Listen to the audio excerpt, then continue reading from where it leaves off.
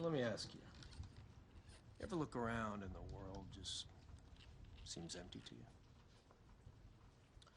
Oh, yeah. Has it ever occurred to you that maybe it's because you don't have God in your life? No. Never? Look, Joe. When I was a kid, I totally believed in God. But, you know, you grow up. Well, I did. I looked around, I said, Santa Claus, no evidence. The Tooth Fairy, no evidence. God, same thing. No evidence. And then you think, I wonder if I really need all these imaginary friends. So you think God's just a pleasant thing? Like it's easier to believe than not? Well, easier for you, clearly.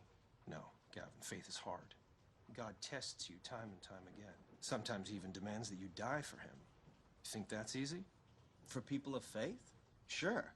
That's the problem. Like, I could never fly a jet into a building. But those 9/11 guys could, because they had faith in an afterlife. Not to mention 72 virgins, though.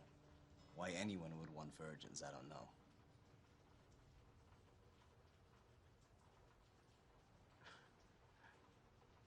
What did God do to you to make you so angry at him?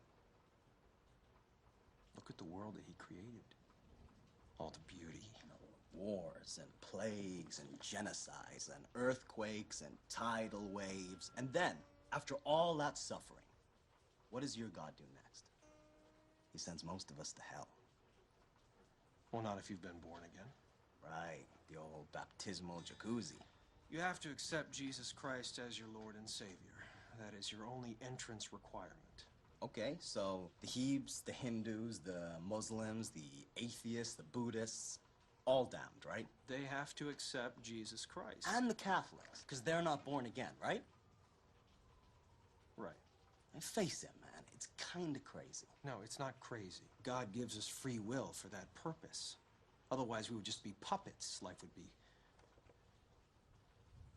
be meaningless.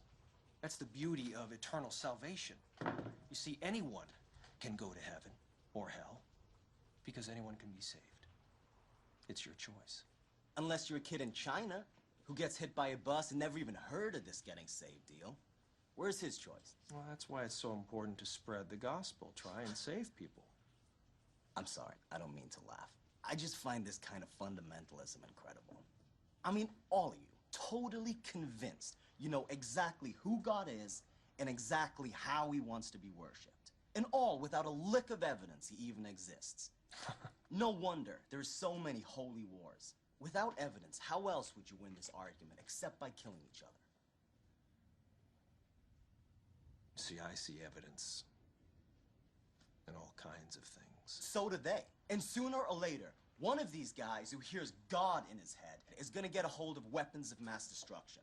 And then when it's way too late, we're finally gonna ask ourselves why, after thousands of years of bloodshed, didn't we at least try to do away with this insane concept of faith before it fucking killed us? You know, maybe I'm just coming at this from a different angle. And what angle would that be? Well, it's not abstract to me. I go to the hospital and I visit sick children, right? 2 days ago, I was at the bedside of a dying child. His mother and father were killed in an auto accident. He's about to pass as well. And he asks me if heaven really exists. I say, yes, it does. It's where Mommy and Daddy are. About an hour or so later, he dies. With a smile on his face. So what would you have said in my place? Sorry, kid. No evidence. No. I probably would have told him exactly the same lie you did. But Joe, I'll tell you one thing I damn sure wouldn't have said, and that's, I'm sorry, kid, you're going to hell if you haven't been baptized. Lord, forgive this man for his hard heart and his blasphemy. I think he has suffered much more than he knows, and he needs your love and support now more than ever. No, Joe, I'm sorry, but you don't know a damn thing about me, and I don't need your help, or your salvation, or any other fucking bullshit you may have to offer. Don't swear in front of my wife! Gavin, I think you should leave.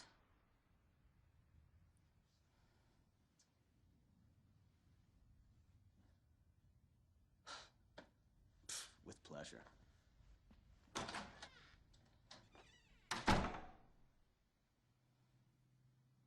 Why can't you leave people Don't you alone? dare talk to me. You get out of my sight.